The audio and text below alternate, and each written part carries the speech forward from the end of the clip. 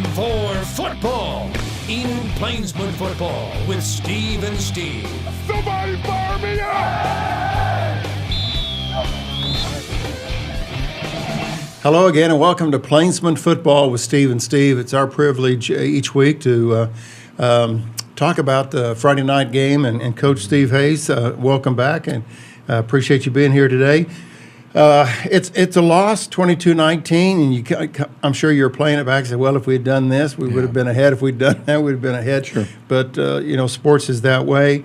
You had weather delay, scoreless first half, rain, touchdown called back, missed a couple field goals.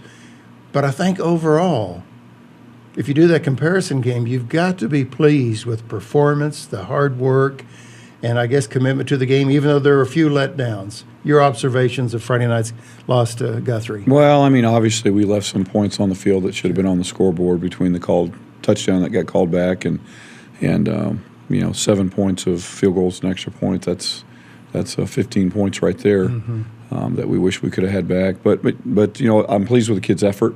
I'm pleased with the desire. I think they competed well. I think our defense played very well for most of the game. And I think there's a lot of positive to take away from it. But I also think it's time for us to take the next step and find a way to get it done, to finish. One thing about high school ball or any level of football, you have kind of the weekend to kind of give it some thought. But, you got to get ready for the next week because Monday's going to be here, ready or not. So you have to kind of put that one game behind and look forward to the next. So how do you successfully do that, Coach? A 3-point loss, how do you flip the switch and move forward?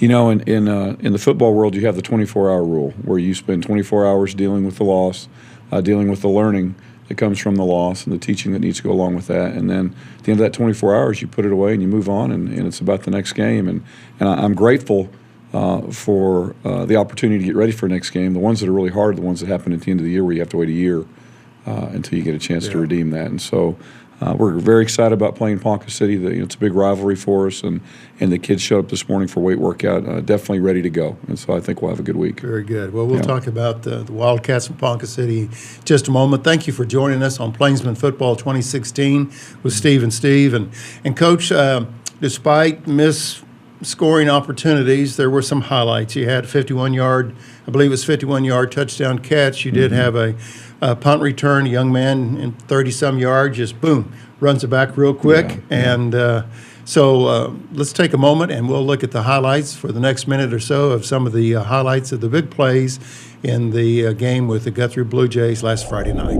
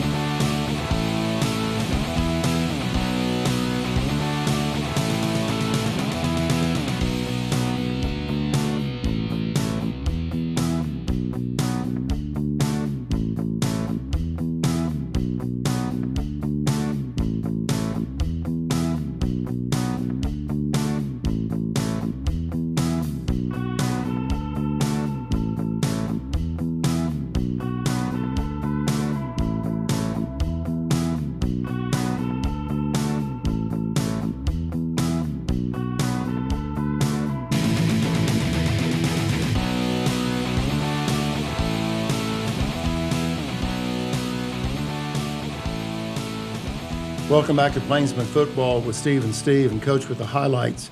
It's great that we can just take a snapshot of 5, 6, 7, 8 great plays, and that's got to serve as motivation for the players and your coaches, because you guys are working so hard.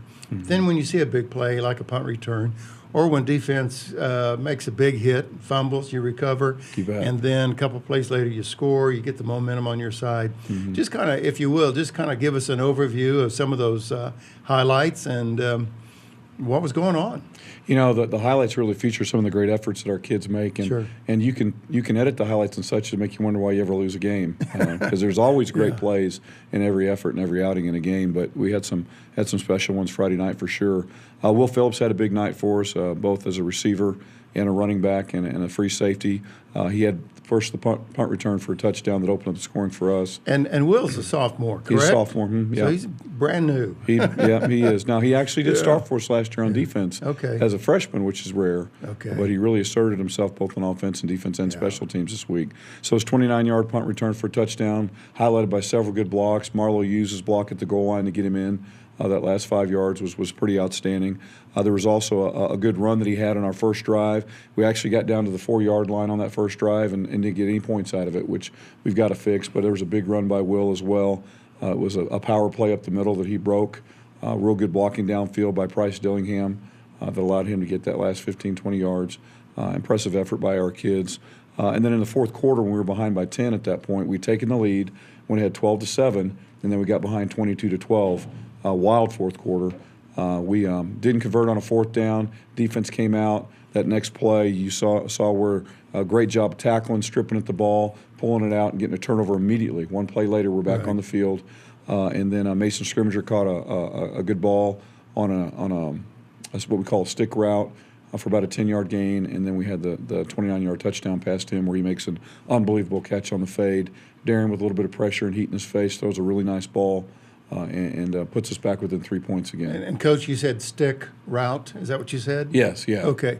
Well, with someone who played football back in the leather helmet days, and for the layman that's watching our show today, can you explain to us a little bit more what stick route? I mean, basically our routes was just take it to the house, Steve, kind of deal. But can you explain the terminology of that for us? Guthrie played us with very few underneath coverage defenders, and so a lot of the outs. Short and deep outs were very, very open Friday night. This particular route is a route by the widest receiver. It's a 10-yard out route to the sideline. It's a timing throw. We completed it several times Friday night, and Mason kind of started that drive with one of those great catches and kind of set up our touchdown throw a few plays later. Coach, first game of the year with Guthrie, and probably not enough preparation time that you wanted for the event, but were there any surprises, not knowing really what Guthrie was going to present to you? Maybe you had kind of an idea, but were there any surprises in how they played and how they presented themselves? No, honestly not. I mean, we had gotten enough video on them and scouted them enough where we were aware of what they were going to do and felt like that we'd repped it. So I think the kids really felt like they were prepared as well. It was just a matter of a few plays that they made and we didn't. And I think that's the big lesson as a team we have to learn right now is that when we have an opportunity to make a play, we have to consistently make it. You know, there when we scored that last touchdown to get within 3, that was an example of a drive where we made plays. And some drives prior to that, we had the same opportunity and we didn't make plays. We didn't catch a ball, or we didn't have a good throw, or we had a protection error or a blocking error. And on that particular drive, we took care of business. And so. Definitely improved over the course of the game. I think we were a better team at the end of the night than we were at the beginning. But I think it's time to take that next step and get those last points that caused us to win the game. Well, the Plainsmen lose a close one to Guthrie Blue Jays, 22-19. And, Coach, I remember last year you had a weather delay of 2+ hours or something like that up at Bartlesville. And this one was just under an hour. And something I mentioned to my wife in these weather delays, I said, you know, a lot of times the momentum can shift. Things can be totally different after a weather delay. Share with us the weather delay, what you're doing during that time, and how you get ready to go the second half. With the ability to watch video on iPads now in game, that being legal, it's pretty fun to be able to sit down with the kids and show them what they're doing. And so we use that time really as an instructional time. The offensive line gets together. They watch some of the scheme stuff. We draw some stuff up on the board. We do the same with the defensive front and the secondary and receivers. And so it was a great time to really reaffirm that they were doing what we said they were going to do, and kind of talk about what we needed to do to address it And so we're able to utilize it well. It really is not a negative, in my opinion, other than you want to hurry up and play because the playing part's fun. Yeah. But we have enough structure where we're able to make it a valuable time. Very good. Well, we're getting to the segment now where we feature our student athlete, and that's coming up here in just a moment on Plainsmen Football 2016 with Steve and Steve. Don't go away. We'll bring our student athlete in right after this.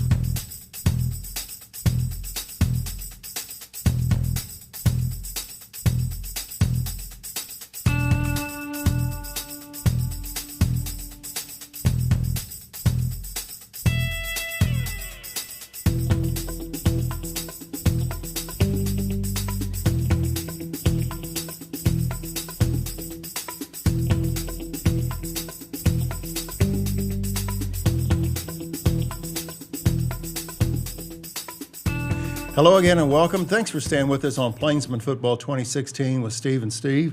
Coach Steve Hayes and I have been joined by our student athlete of the week. And this young man to my immediate right is John Carroll. John, welcome to the Enid Television Network studios. Coach, he's all yours again. Yeah, well, I'm really excited about bringing this young man on the show today. He is an excellent example of what it means to be a Plainsman football, both on and off the field. And in preparation for the year, real proud of him. John, why don't you go ahead and introduce yourself so people know who you are and can look for you on Friday night. My name is John Carroll. I'm the left guard, offensive line. My number is 65, and I'm a senior. There you go. Hey, John, talk about, and I know the answer to this, that's why I'm asking it because it's pretty special, but talk about a little bit what you've done over the last 8 months to prepare yourself for your senior season as far as work and kind of the habits you developed. Well, I started to make my own meals. I noticed that I wasn't eating very well, and I started to make healthier meals, pack chicken, anything, in separate containers for each meal, so I would eat better and have more nutrients to get through the hard workouts and prepare for the season. Now, correct me if I'm wrong. You even did things like baked salmon. And, oh yeah, fish. You've become quite the cook through all this, haven't you? Yeah, they're pretty good. That's pretty cool. So what type of results have you gotten as a byproduct of these choices in your discipline? Well, I really think that I've dropped a lot of body fat and I've gained a lot of muscle mass. I became stronger, even faster, and that's really with the feet work of offensive line that really is key.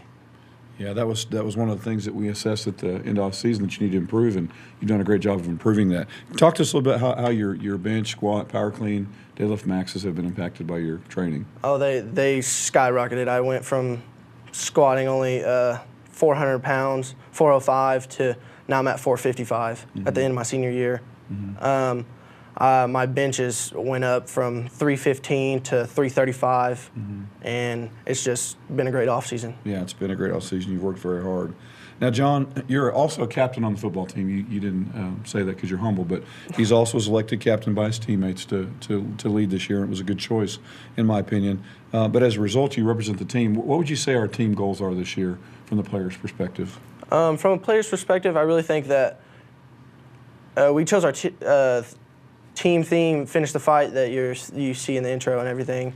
That's really one thing that we're emphasizing, is to finish everything, finish the blocks, finish the drives, and that's one thing we needed to do better against Guthrie Friday night. Yeah, that's a good point. What are some of your individual goals for the season? Some of my individual goals is to get the most pancakes on the offensive line.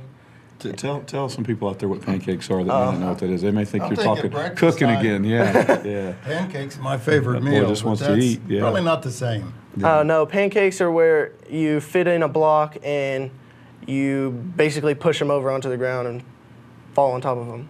And you In most a polite definitely manner, want. of course. Yeah. Yes, we help them back up. Yeah. Yeah, we help them back So we can up. do it again. Yeah. What other individual goals do you have? Individual goals is just, to be the best out on the field, to really excel in everything I do to make the team better. All right, John, I know you're a good student because I've seen your grades, and I know right now you're taking college classes as well. Tell me what your favorite class is. Oh, that's hard. My favorite class that I'm taking right now would probably have to be our Comp 1 class. We do a lot of interviews and a whole bunch of essay papers to write. Okay, all right. So you're kind of prepared for this today then? Yeah, just a little bit. That's good, that's good. What are your future goals when you graduate next May? When I graduate in May, I plan to enlist in the Marine Corps. Makes me feel good. Our country can be better with you defending it. Yeah. That's good. That's good. Yeah, that's good. Well, John, I'm proud of you. Thanks for being here this morning. Oh, no problem. John, I have one more question for you. Again, our student athlete that we're featuring this week, John Carroll, an offensive lineman, big number 65. So Friday evening here at home when they're playing Ponca City, and see John run onto the field and off the field, number 65. You're going to say, I know that young man. John, let me ask you just a quick question. What do you take away personally from this team sport? Unless you've been in a team environment sport, people don't really know what you're talking about the fellowship and just the togetherness that you have. Can you kind of just tell us what this team, relationship means to you? I really think that when you're in a team environment like football it becomes less about you, and you have to lift other people up with you because no one person can succeed in a football game. It has to be all 11 people have to do their job to score or to stop the other team's offense. All right. Well said. Our student athlete for this week, John Carroll, offensive lineman for the Enid Plainsmen, number 65, and take a look at John as he plays again this coming Friday night. That's our student athlete segment, and we'll have more with Coach Steve Hayes and talk a little bit about the Ponca City Wildcats, and that's coming up right after this. Don't go away.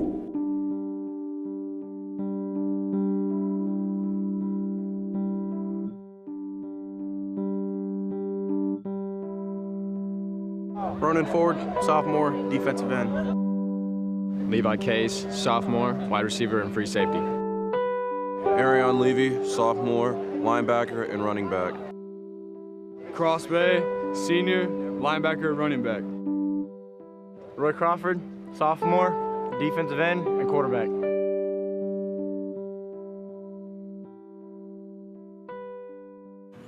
Thank you again for joining us on Plainsmen Football 2016 with Steve and Steve.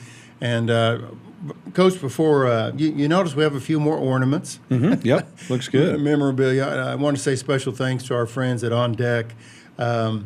They have provided a few more mini helmets. Some of these are out of my private collection. Okay. I mean, we're talking private collection. Okay. But On Deck wanted to participate and support Enid Plainsman football. That's fantastic. So they provided. And again, just in case you're wondering about these helmets, well, these are where the Enid Plainsman players in the past have ended up. Mm-hmm. OSU, OU. And then they went on to play for the Colts and also the Dolphins and also the Falcons. And we'll have more helmets. Anyway, we appreciate their assistance to our studio. That's fantastic. And again, Kenny Hedges did a great job on our sports desk for us, and we appreciate Kenny bringing this table back to life for us. It's a great set this year. It's a lot of fun coming here and do this. Coach, last year there was a lot of emphasis, your first year, but there was a lot of emphasis on character development. It's one thing to run the right pass route, but it was just as important, if not more so, character development. And you've carried that on into your second year in your leadership. Sure. Undoubtedly, character building is all part of what Coach Steve Hayes is all about. Yeah. Tell us what our focus or our character word for the week is. Yes, sir. And, to speak to that, I think coaches, we do a good job of intentionally teaching blocking and tackling. You've got to be just as intentional in teaching the hard issues as well, and that's what we want to do is we want to have a plan for everything. Our character program this week is going to emphasize the concept of trust and being trustworthy. A lot of applications in a team sport like football, but even more so in life. I think, it's to know that you'll be there for somebody else no matter what, thick or thin, that if you give your word, you keep it. And I'm looking forward to walking through that with the kids this week because, I think to be a good team, you have to trust the guy next to you to do his job, or you start trying to do two people's jobs, and you can never be good when that happens. And so you got to really trust the other 10 guys. They're going to take care of their end, and you got to do a good job taking care of yours so that you can be trustworthy as well. So looking forward to it. This character emphasis, and again, do you refer to Tony Dungy's book? Is that part, or is that separate from this character emphasis? Last year we used Tony Dungy's book as a format just to introduce to the kids. Okay. This year it's going to be more team specific. I think we're going to use where we're at as a team and there's so many teachable moments that occur because of your circumstances. And so we're going to let that drive the program this year, and I'm excited about it because I think it's going to be very relevant every week. Well, I saw Tony Dungy on television over the weekend calling the play-by-play of a professional exhibition game, and he was wearing his Hall of Fame jacket. Yes, sir. And so it made me realize about his book and also the work that you're doing with students here. What a complete coach and complete man, no doubt, no doubt. Okay, we're days away from kickoff. Friday Night Lights returns to Enid, Oklahoma at Selby Stadium. Ponca City Wildcats come to town. Last year you went to Ponca City, and it was kind of I know it's a disappointment because there was just offside after offsides. It was just a penalty-ridden type of ball game for you last year. Ponca City had a wake-up call. They played Edmond Memorial. It was 42-6 in Edmond Memorial's favor. So Ponca City's thinking, okay, maybe we got to get serious now. But they come to town. What do you expect from Ponca City? Well, anytime you play in a big rivalry game, I think you can throw last week's performance and records out the window. So true. I think, kids are going to come and they're going to play to their potential. I expect that they'll have a great week of practices, and I expect that we will as well because our kids do remember last year's game. They weren't very happy about what happened last year's game. I think we learned a lot of lessons as a team because there was a lot of circumstances both on and off the field that led to that result. I really spoke more to our character than anything else. And so I think we've come a long way. I think our kids want to prove we've come a long way. I'm excited about the opportunity to play a rivalry game. It's fun to coach those weeks. And the motivation kind of takes care of itself that week. Usually don't have any problems with hard work at practice, even when it's hot. And so I expect our best effort this week, but I also expect their best effort as well. I think it'll be a great game for fans to come out and watch this year's version of Enid football because I think they're going to see great efforts on both sides of the field. Which leads into one of my final questions, Coach. In preparation for this week, you said it won't take a lot of effort to get everybody fired up to practice and run and do the drills and do everything that's needed in preparation for Friday's game. Is there anything specific that you will focus on this week? Is it all balanced? I mean, no more so emphasis on offense and defense or special teams. Will you just focus on everything? That's a great question. I think that's more relative to the time of the season than the opponent, in that more than anything else, we have to correct early season mistakes, whether it's fundamental mistakes, whether it's execution and scheme mistakes. Grading the video of our players from Friday night, there's just a lot of things we need to do to become better football players in our system. And so that'll be the emphasis more than anything else this week in preparing for district play, because really the game that matters is the game against Putnam City West in a few weeks when we start our district play, and that'll be the game that matters in the playoff standings. And so that's going to be our emphasis, and we're going to teach a game plan to the kids, but it's going to be in the context of getting better at the little football fundamentals that we need to get better at. And I think that'll be true for the next 2.5 weeks. We want to say a special thanks to all of our viewers that are watching Plainsmen Football 2016 with Steve and Steve.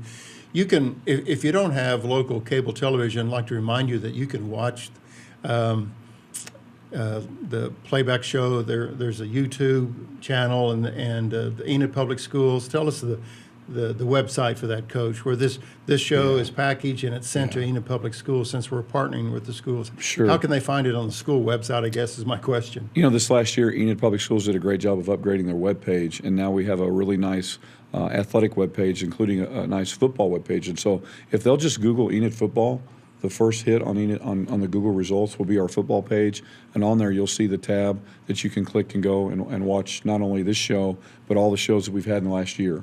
And so there's an archive there as well. A great opportunity to kind of see what the program is about, as well as there's some other great items on that page that I think people will find very interesting. And, Coach, I did that just over the weekend, looking or searching for some past shows. You haven't changed a bit. I'm the one that's changed some, but you haven't changed a bit. That's not true, but I appreciate that. Well, anyway, closing comments, Coach. We're really excited about this team. I'm excited about the competitive nature. I think that we are poised to have a great year. We're just going to have to take that next step and find a way to finish, which I think is so appropriate because our kids picked that as their theme anyway. And I think it's going to really come into play.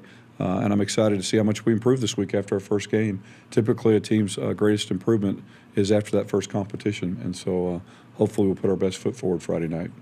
I know you have a very hectic schedule, especially with the season underway. Thank you for taking time to be with us today. I always enjoy the visit and look forward to seeing the Enid Plainsmen on the field once again. Thank you, Steve. I appreciate you and the city's support in promoting our program the way that they are. I think it makes a big difference, and I love how we're building community here.